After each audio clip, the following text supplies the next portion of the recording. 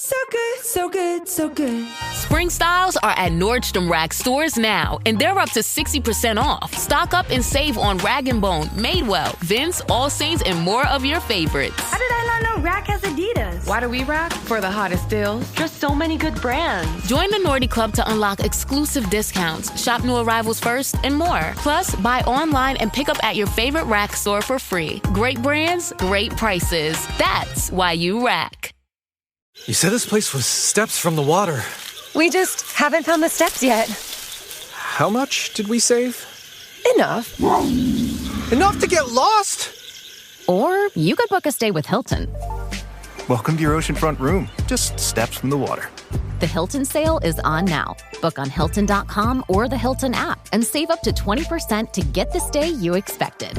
When you want savings, not surprises, it matters where you stay. Hilton, for the stay. Welcome to That's Total Mom Sense. We're excited to share that this episode is part of our ongoing collaboration with AUGGIE, founded by my friend Lily Walla. AUGGIE, spelled AUGGIE.com, is the most trusted community for parents to find answers. Inside their app, parents get stage-specific guidance, expert content, on-demand events, and a supportive network that reduces the mental load of figuring everything out alone for free. Each month, we'll share a live webinar from AUGGIE's platform where I sit down with thought leaders to explore real-world parenting topics, get FAQs answered, kind of like an Ask Me Anything, and share practical takeaways you can use right away. Thank you for listening, and thank you to AUGGIE for partnering with That's Total Mom Sense to bring connection and support to parents everywhere. Let's dive into this live webinar episode.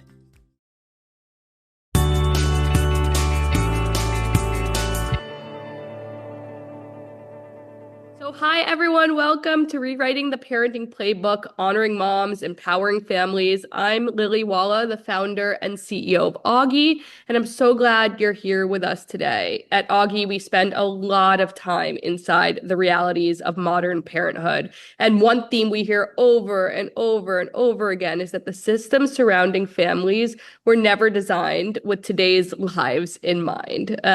We hear a lot about the default parents and mothers participating, in the workforce in historic rates, and family structures are now more diverse, and yet so many of the supports we rely on are not what we exactly need. So today's conversation is about honoring the work parents are already doing and closing the tech gap. So just two things of housekeeping before we start. This conversation is being recorded, and the episode will be available on AUGGIE TV after it. It will also be streamed on Kanika's podcast, which I'm so excited about. And feel free to use the Q&A to ask us questions, and I'll do my best to moderate the conversation. And in the meantime, ladies, if you want to kick off your intros, Joan, I'll start with you and then come to you, Eve, and then Kanika.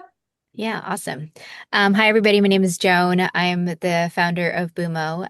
Boomo started off as a childcare and camp marketplace, the first instantly bookable marketplace. And think of it like the Resi of childcare.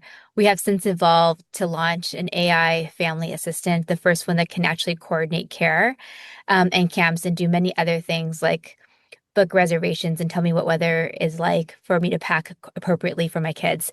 So it does so many things, and we're excited to launch it on Mother's Day. Awesome. Thank you, Joan. Hi, Eve. Hi, everyone. So good to see you. These are some of my favorite women doing some very important work. As you see from my lovely little graphic, my name is Eve Rodsky. I'm the author of the New York Times bestseller, Fair Play. And Fair Play is more than a book. It's a movement. We're in 27 countries. We're translated into more than 27 languages, and people play our game, our system, whatever you want to call it, our movement. People are involved, millions of people are involved all over the world. And really what we set to do, not just, again, with the book, but with the Fair Play Policy Institute, is we look at 4 policies. We look at fair play, which is inviting men into their full power in the home. We look at fair day, what true flexibility looks like for women. And that includes, obviously, AUGGIE, what you're doing, And Joan, what you're doing to give women choices in what their day looks like. We call it fair say. We look at leadership because what keeps us up at night is that 80% of the 1% are men with stay-at-home wives. And then we also look at fair pay. So all of the issues around the motherhood penalty are affecting women's pay gap. So that's how we look at our work: fair play, fair day, fair say, and fair pay. That's awesome. Thank you so much for the work that you do. I have played, so I'm a big fan. Yes. Hi, my friend Kanika. Hi, thanks so much for having us here. I want to just start with some thank yous. So glad that Augie is giving all of us this platform and that we're going to be repurposing this on my podcast. Eve and Joan, I admire you both so much. Eve and I go way back, and she has invited parenting creators into her home and into her ecosystem, and that is not lost on me. And Joan, you too, I've admired the work that you've done with Bumo, and we've featured you on the show. And I feel like I had this instant connection when you shared about the LA fires and how you had to rebuild your home and your community from scratch. So I'm here for you. I'm so glad you're here. Okay, so I am Kanika Chadda Gupta. If you can't tell already, I'm a total empath. I'm a former CNN journalist, and now I have a podcast called That's Total Mom Sense. And our mom sense, dad sense, kid sense is our built-in sixth sense. It's our inner knowing that never steers us wrong. I've been fortunate to work with many organizations, from the White House during the Biden administration to Lexis to March of Dimes, to really amplify topics that are relevant to parents, and have had advocates like Kelly Rowland and America Ferrera on the show. And I feel like this conversation is going to be really relevant to everyone listening in, because it's the intersection of ambition and caregiving, and it's something that we're all passionate about. So I'm glad it's happening. Thank you. Yeah. Me too. It's a dream conversation for me to be having with you three. So thank you. And I'll dive in. And Joan, I'm going to come to you first, if that's okay. Yeah, totally. Many parents today are navigating modern family life within systems that were designed literally decades ago, and probably by men. So from childcare to workplace policies, where do you see the biggest structural mismatch between how families actually live today and how our systems are set up to support them?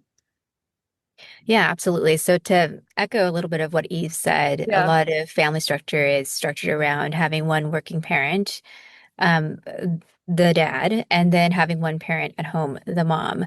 Of course, that's changed a lot. Many other things have changed a lot too, beside the structure of the family. You know, post-pandemic, more families are wanting to spend more time with their kids.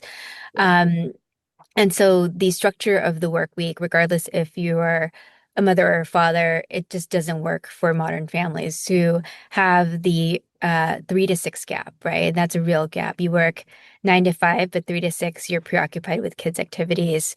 So oftentimes we hear anecdotally and in our circles that parents, typically moms, because they bear the load of that 3 to 6 gap, have to plug in, after the bedtime, right? I'm going to put my kids down and plug in. That's something that is so commonplace. It's not unique to any of us. A lot of moms tend to structure their days that way because the flexibility isn't there. Even for me right now, just speaking personally, our team is predominantly women, have always been predominantly women. And we basically have this like loose 3 to 7 schedule. There's no questions asked. My head of product is taking her daughter to ballet, picking them up from school, doing whatever she needs to do. I have implicit trust that after 7 or whenever she needs to do it, and doesn't have to be that day, it could be the next day, that she will get it done. However, I think a lot of work structures are not created by women tend to mandate that you must be in your seat in front of a computer, whatever you're doing, in this traditional 9 to 6 schedule, which causes this inner struggle in families. And then it causes one parent to give up their work, have that sort of, again, parenting tax, right? Which tends to be the mother. Yeah, it is so unrealistic. And I think it's a testament to who you are as a leader that you have that. And I wish more companies did. I put ballet on my calendar so that everyone can see it because when I can show up at work with my cup full, my work is just more efficient. And I do have those hours after bedtime that I rely on that maybe I'm more efficient post bedtime anyway. Like, so I love that you do that, Joan. I want to work for you. Okay, Eve, from the fair play perspective, what are the most common breakdowns you see in how households divide and manage that domestic labor? Is the challenge primarily about tasks assigned, how they're communicated? Where does the breakdown really happen? I think, I mean, poor Kanika, she's heard me say this so many times, but I really think it's best illustrated in one of my early fair play stories that I write about in the book. It was a breast cancer march with women that look like you all, and the ones who will watch us on replay and the ones who are here with us in person. But I was with 9 women. Not all of us were married to men, but we are centering a hetero cisgender dynamic here because in a patriarchy, it affects all women, even if you don't opt into that dynamic. It, as we said, it affects fair play, fair day, fair say, and fair pay. So we want to center that the problem. So I was with these women, really powerful women. I just remember that one was the head of stroke and trauma for a major hospital. We had an award-winning producer with us, women who are not afraid to use their voice. But what I remember most about this day was that we were honoring a friend who was recently diagnosed with breast cancer. We were all in pink. We were having a really great morning. And then at noon, all these women like turn into like the color of my shirt, like pumpkins. And these very vibrant, beautiful women got silenced by their phones. And I'm sort of watching them furiously. And I'm looking over their shoulders and I'm seeing things like, where'd you put Hudson's soccer bag? If you want me to take our kid to the party, did you leave me a gift? What's the address? Did you RSVP on paperless posts? Where are the baby's clothes? If you want me to take her for a walk, I don't see her clothes. The worst was my friend Kate's husband. I still keep his texts on a whiteboard in my office. And remember, it's noon on a Saturday, and his text was, "Do the kids need to eat lunch?" And so, okay, Kate's husband, I don't know right about that text. But why that's so important is because before all the women left me, no one shut off their phones. They all responded. First of all, yes, it was highly alarming. Number two, they didn't come to dim sum with us. They ended up leaving. So what I like to say is before we left, I had them count up how many phone calls and texts we received. We had 30 phone calls and 46 texts for 10 women over 30 minutes. That's a division of labor. Men rent our brains for free. And until that stops happening, what we see now at the Fair Play Policy Institute is that women are getting sick. Their personal burnout score goes up. The more our metaphor for fair play is the cards. This is the unpaid labor that you require to run a home. You hold 60 cards. If you don't have children, you add 40 cards, 40 additional cards when you have a child. Oh, and no one talks about that transition this way. They talk about what diaper bag they want to buy. But what ends up happening is that with those extra 40 cards, with all that extra work, obviously women are shouldering 2/3 or more. But really what I'm more interested in is that men are renting our brains so that even when they participate in the work, they're doing what I call the execution, and women still handle the conception and planning of that work. So fair play is all about moving ownership to men, not just execution, so that women can have a lightened mental load. That makes a lot of sense. Kanika, I want to come to you, and you've shared before in the past what you do at home that works in your household as a system. Will you share it again for us today? Yes, absolutely. I feel like from the storytelling aspect, there's 3 S's that I want to touch on. One is to be selective about who you're consuming in media, because they're going to give you ideas.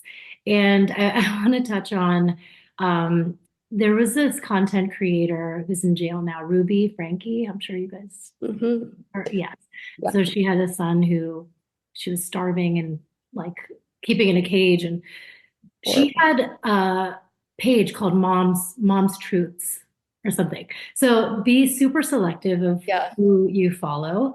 That's the first S. I love Big Time Adulting, Meredith, and Nurtured First, Jess, for ideas on this. Second is storytelling, owning your story. So I'm going to come to that. My story is that I'm a South Asian American. I have 3 kids, including twins. My in-laws live with me for half the year, so that means 7 people in my home. My mom lives about 5 hours away. She has Alzheimer's. So I am very much in the sandwich generation. So that's where I stand. And I think once you understand your story, you'll start the systems from there. So that's the third S, is the systems. And that's making sure that everyone has accountability for what they're doing. And this is exactly what the Fair Play mission is.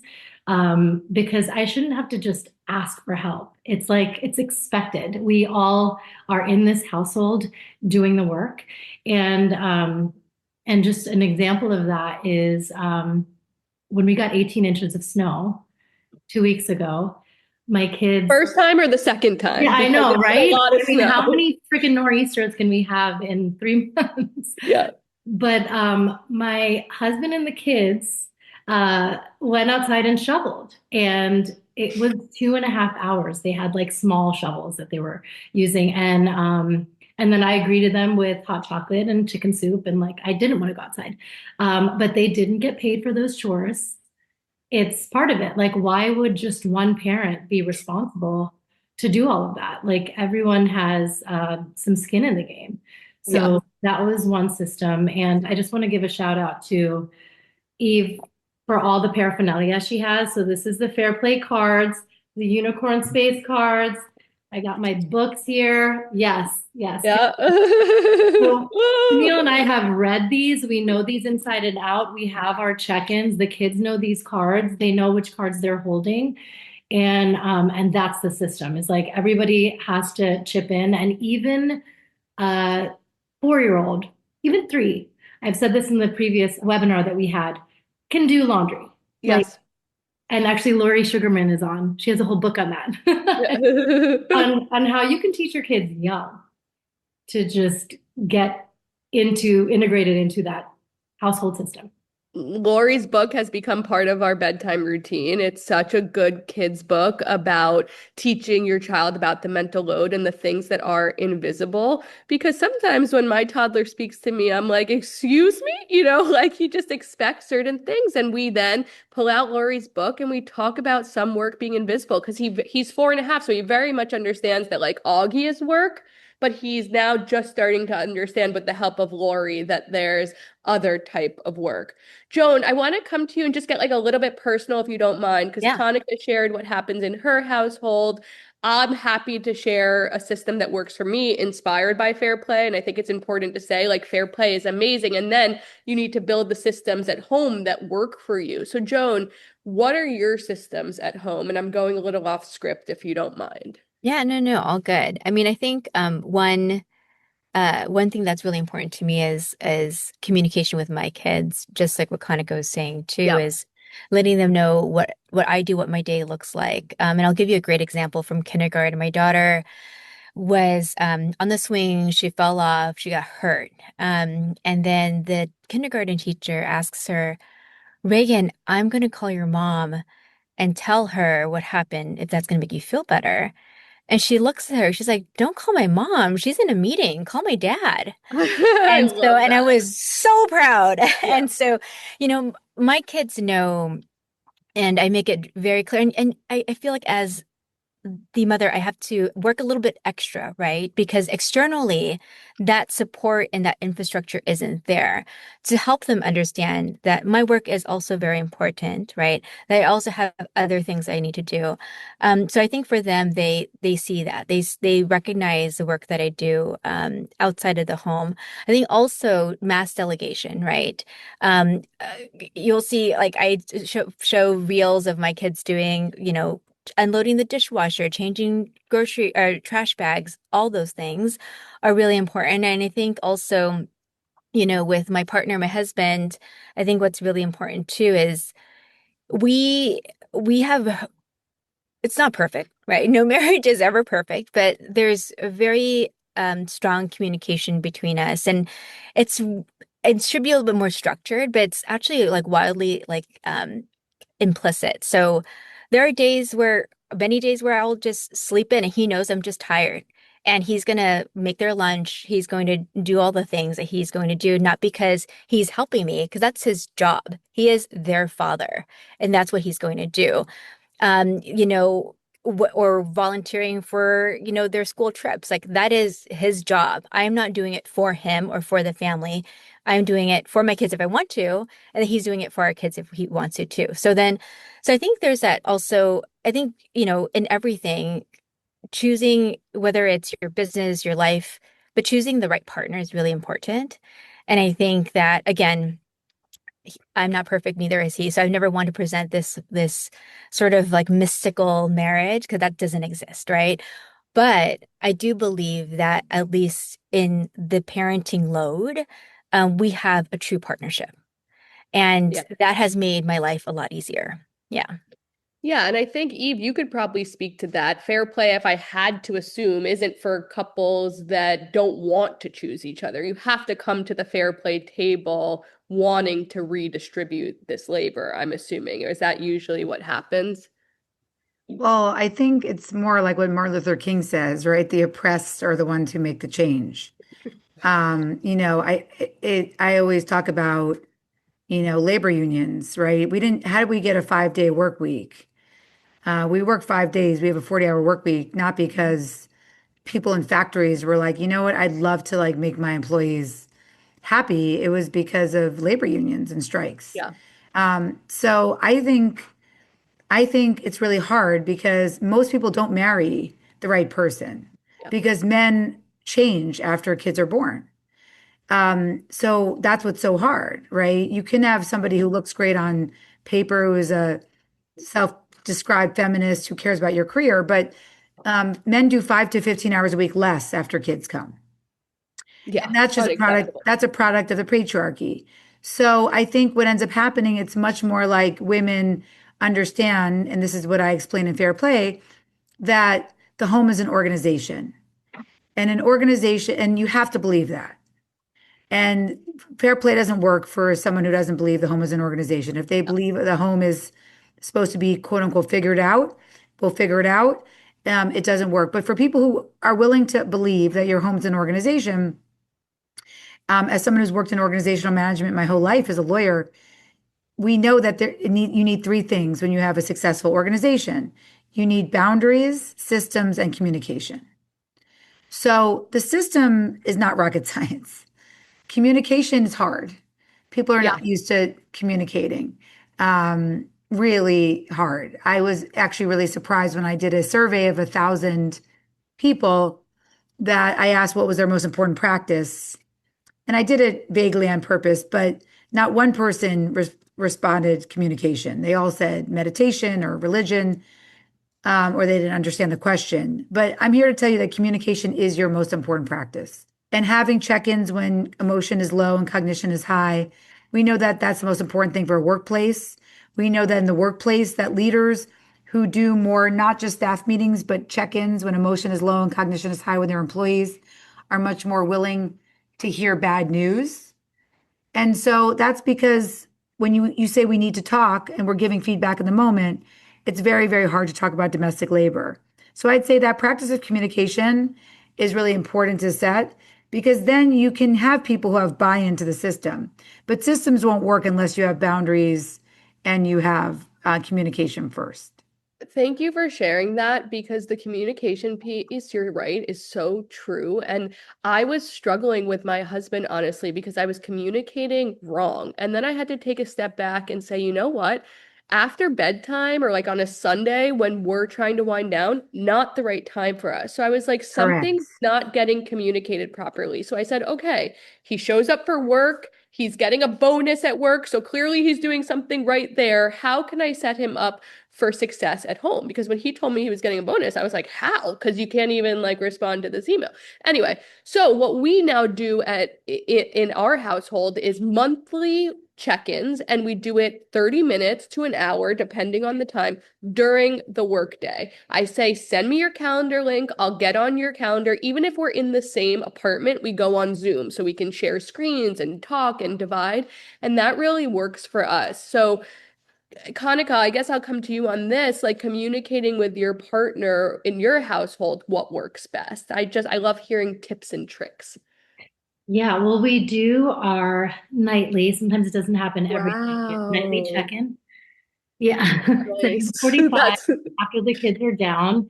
And it could just be like 5 minutes of a brain dump of like, Krish has a championship game for basketball. Who's taking him? Are you arranging a carpool? What are we doing for, like make sure you have this Aussie Bites in the groceries list, whatever it is. It's like we do the task list. And then when we have more time, which is usually Thursdays because the kids don't have sports that day, we get into more of the like wins in our personal story, because I feel like I'm talking to people all day, definitely my friends throughout the day on the WhatsApp threads and stuff, on like, I'm launching a course right now. I just interviewed so-and-so. Like I want to share those wins. And oftentimes we don't do that with our partner because it's just this honey-do list back and forth. And that sucks. Like you just don't want to have that be the exchange. So on Thursdays, we talk about our wins, like what's lighting you up, what worked this week, to keep it I love positive. that. Yeah. That is really special. We do that at work because I feel like oftentimes we're so go, go, go that we never take a step back to celebrate. And so we do a TGIF celebration where you're only allowed to talk about something you're proud of, or you can say something you're proud of someone else for. But I want to do that at home, and you just inspired me. So thank you for that. That's nice. I love TJF. That's like the perfect. TGIF. Joan, anything to add there about systems that are working in your household for communicating with your partner? Yeah, so not to plug something that we're working on, No, but please we plug have away. our, AI family assistant, and I am trial user number one, and its name is Benny. So Benny's been really great at coordinating things between us, because I am actually, I kind of got like, I think that's awesome that you do that. I don't have the not the discipline, but I think sometimes I just forget, and it's so important. And I think it's so important. I have my best friend, she has staff meetings every Sunday, right, as a family. And I think that's so important. But for me, I think I need a external intervention, right? So what Benny does is Benny texts my husband and I separately and coordinates our schedule. I know probably that's not ideal. We should probably do it together, but we are both undisciplined to do that. So as much as we know we should do that, and Benny actually coordinates who's picking up, who's dropping off, and splits the load.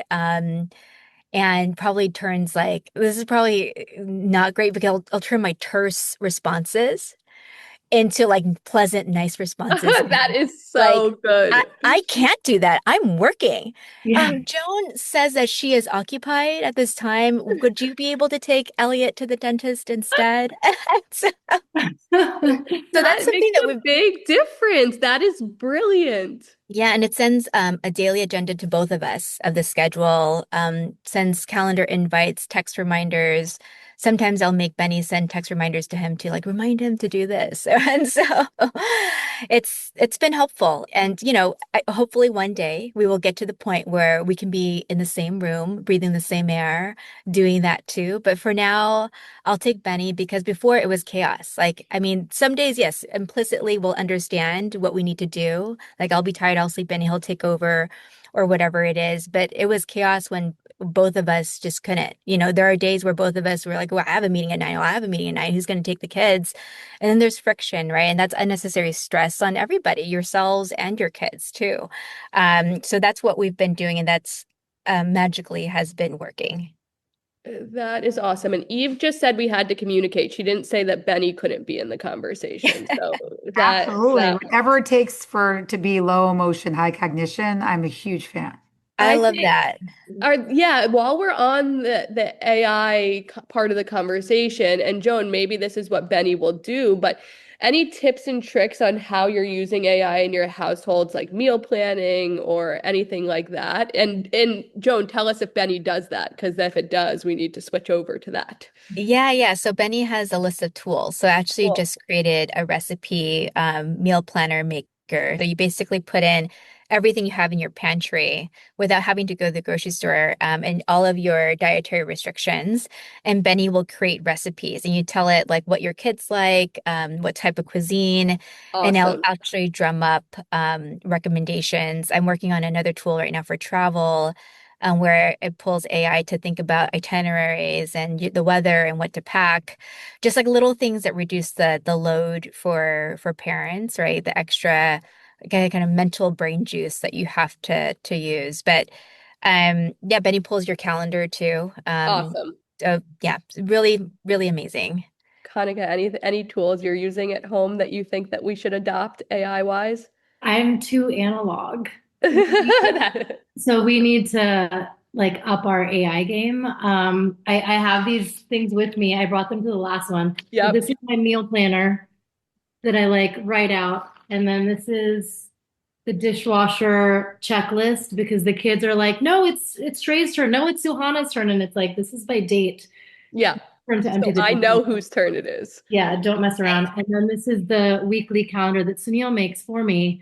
So even though I'm the one who's like, kind of on duty with the pickups and drop-offs and arranging the carpools, he actually writes out all the schedule on this and we print it out. And so then even the kids can look at it. But I love the idea of Benny and having it be rather than a hard copy, a soft copy that we can access. So I love that too. yeah, I'm cool to integrate that. Eve, I have a question for you. We hear a lot about the mental load. Obviously, we should all do fair play at home with our partners. Part of me, and I don't know if it's a female thing, but like enjoys the buzz of the mental load, right? Like I like having certain things on my plate, but then if I delegate or if we split the task and he doesn't do it, I get then resentful. So what are tips and tricks you have for people to not get resentful of each other? And if it's his task and for some reason the ball is getting dropped, do I let that ball get dropped to prove a lesson? Because then it feels like you're trying to prove something to your partner, and that doesn't feel right either. What I would say is like, there's no way you enjoy the buzz of doing dishes. Yeah. I True. I cannot imagine that you're thinking about like what laundry detergent you're going to use for your laundry, right? So typically women will say that because we're complicit in our own oppression, right? Because it's too painful when men drop the ball, right? So we have to say we're better multitaskers. We enjoy wiping asses and doing dishes, and we take pride in it. But I'm like you learning Spanish or planning for the Dolomites is going to give you a higher dopamine endorphin ratio than holding the mental load for your school service. And we know that from our research. So I think what I'd like to say is that often when we say things like that, like I enjoy the buzz, or in the time it would take me to tell Seth what to do, I should do it myself. It's because we're complicit in our own oppression. It's easier when you live in a patriarchy to condition yourself to pretend like you like certain things when really we don't. Yeah. And it's because we're punished for not being parents, partners, and professionals. When women try to do anything outside of those roles, we're punished for it.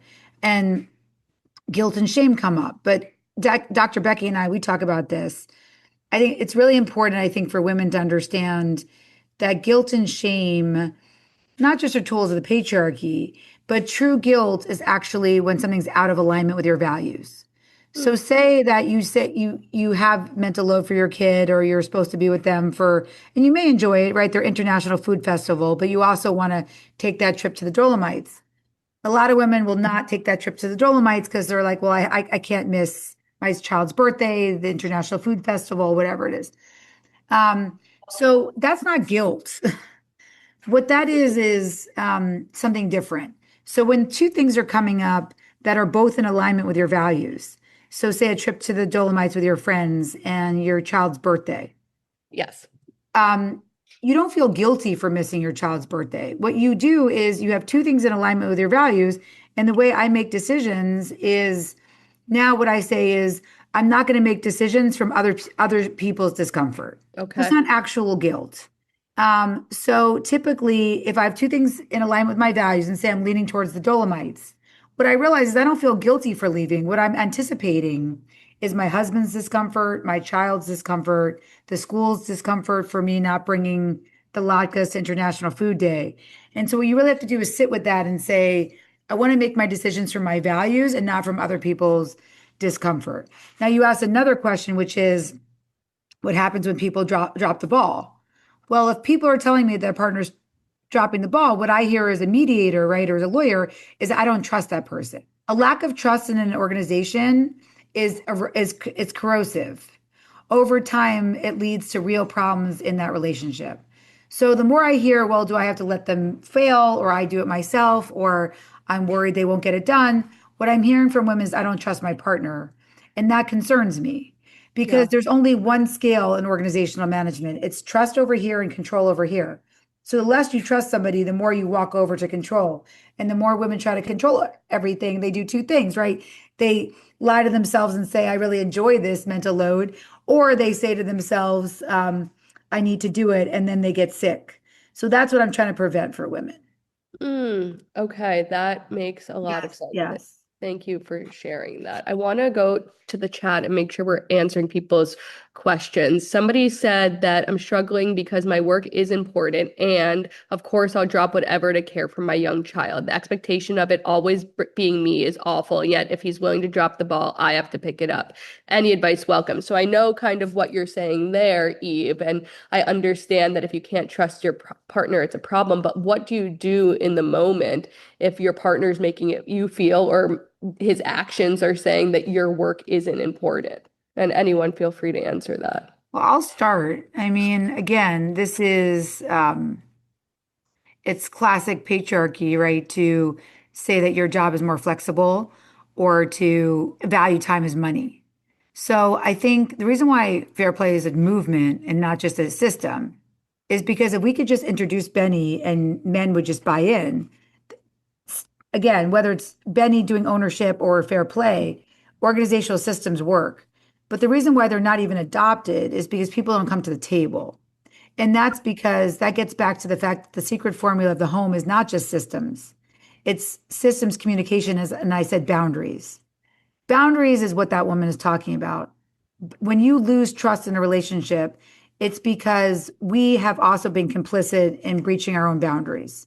And so when my relationship changed, it wasn't, Seth, you have to put the garbage liner back in the bag, even though that's ultimately what I needed him to do, or I didn't trust him to be the tooth fairy and get the dollar under the pillow. What I needed was a boundary where I understood what was very clear for me. And again, this is why fair play is a movement that and also often requires a trigger warning, and why we get so many people who cry, and it's very, very painful. Because I had to think to myself, instead of saying, put the garbage liner back in 1,000 times, it finally was, Seth, this was what a true boundary is.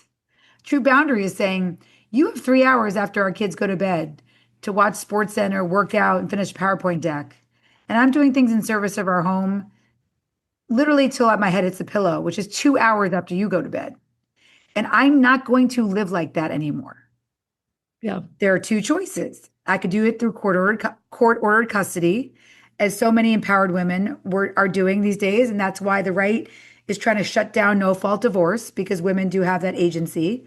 Or I'm going to change the dynamic in our marriage. Again, the person who's oppressed has to make the change. We are the labor unions. And so it is very painful when you think of it as that my partner values my time as sand, as infinite, and he protects his time as if it's diamonds. Yeah. And again, it's not individual men's fault, but it is a product of the patriarchy that men do, as I said earlier, 5 to 15 hours a week less, and unless we set that boundary. So all I can say is that this work is highly complex. It requires a lot of work with ourselves. If we did not introduce it before kids, it is very painful, because most of the time it requires major shifts. It requires women to do a lot of work on themselves. It requires us to examine our own toxic time messages, that our job is more flexible, that my husband makes more money than me, that in the time it takes me to tell him what to do, I should do it myself, that I'm a better multitasker, that I actually enjoy the mental load, that I don't want to give up control, that I can find the time. It all comes down to the fact that we're not Albert Einstein. We can't find time. There's just a different expectation over how women are supposed to use our time. And that is why it's so painful, these discussions, because it's not really about systems. This is about examining what a true boundary is, living in a patriarchy, and how we can live that way and still be able to be successful and thrive. So I think I'll be doing this the rest of my life, because it's not just a Trello. Fair play is not just a system. It's a boundary system and communication movement. That's not even talking about the policy that needs to change, but in the home, it's that reexamining of all three. Well, I hope you don't stop, because we're all reaping the benefit. So thank you for what you do. Kanika, you have an amazing podcast where mothers tell their stories in honest, nuanced way. Has there been a story someone shared with you that stayed with you? I'm sure you hear themes all of the time, something that made you either think differently about motherhood or ambition or identity. Yes, I'll answer this. And of course, I have to go run for pickup. Oh, yeah. So we'll end on this, Joan, too. No worries. It's just, this is exactly why we have this interaction. It's almost the 3 p.m. window. So all that's being juggled. And then there's this. No, but I do want to leave you with an interview that stood with me. Rebecca Minkoff shared how when she was younger, her parents actually had a ledger that they kept in the kitchen. And it was all of the expenses, from the mortgage to the phone bill to everything. And when she wanted to actually pursue fashion, right out of high school, and move to New York and eventually start her handbag line, it's funny. She was like, she learned the hard way. When she asked her parents for help, for money, they were like, no, you have to build this on your own. And they started teaching that from day one to her and her brother Yuri, that map out what your expenses are, and you should know your cost benefit analysis, and do this on your own. And she ended up doing it, and both the siblings did it together. But I think the kids need to understand what expenses are. Eve shares this in her story too, with her mom, her amazing single mom. So yeah, they need to understand that, because this is not just you're not just this one trick pony that's doing everything yourself. And even parents together, the burden shouldn't be on them. And so when kids see that, they understand. And I feel so hopeful for Gen Alpha, because they see a fair play run home, and they are contributing. And so when they're going to be, starting their own families, they have a leg up. I love that. And I love making it so visible for everyone to see. Thank you for being here, Kanika. Joan, we'll see you soon. Joan and Eve, I just want to give you an opportunity to talk quickly, if you want, about the parent gap and closing the gap, and the initiative the two of you are running, and how we all can support. I'll let Joan do this, because she has taken an idea we brainstormed and really blown it out the way only Joan can do. And I feel so lucky to be able to work with her on this. Oh, thank you, Eve. Well, yeah, Eve and I were just riffing on a few things and checking in, and all of a sudden started to think about the great shifts in technology and how it can make certain tools accessible to parents, notably dads, to shift the responsibility more so. I mean, not just Bumo, but Hearth and AUGGIE, of course, the parenting community that you have, Urban Sitter, and so many of our partners that are part of this movement. So we started the Parent Gap in an effort to get 10,000 dads to pledge that they are going to lighten the load. That could be from childcare to groceries to whatever it may be. So if you go to parentgap.org, you can take the pledge. A lot of some of Eve's work is on there too. It's integrated into an interactive experience. So it's something that we're really proud of. We have a lot of amazing allies and partners behind this. And we're hoping to not to make this just a moment in time, but to make this the time, right, that we think about often and think critically about how can we integrate technology into the lives of parents, especially dads. I mean, I always joke that, and it's not a joke, but if a dad can book a tea time, he can book childcare and he can order groceries and he can think about what to eat, right? It's that easy now with the technology shift. And I saw a comment in the comments where, one of the similar to what I've experienced is I remember for Bumo, a dad made an account for childcare because they needed childcare. And then when we messaged, our customer support messaged him, he said, "Can you just message my wife? She's just better at it than I am." Better at what? Pressing 2 buttons? Putting your credit card in? So, we really think deeply about that. So that's what this movement is about, is technology is here. It's so easy. And so it's so easy to share the mental load because moms shouldn't have to carry it alone. And so we want to make sure that that's loud and that's clear. That's awesome. Thank you guys for doing that. Honestly, I feel like we have so many resources to share following this conversation, and we'll share them all. And one of them will be how you can sign the pledge. I also feel like, Eve, we should laminate that script you said you gave to Seth about here are the options and people can literally go back to their partners and read off of a card. So I just really pinch me moment in my career to have the 3 of you on this call. So thank you so, so much. And we will be in touch with more information for everyone listening. So thank you, Joan. Thank you, Eve. Thank you, Lily. Have a great day. Bye. Bye, everyone. Bye. Thanks for listening to this episode of That's Total Mom Sense. You can listen to the audio version wherever you get your podcasts.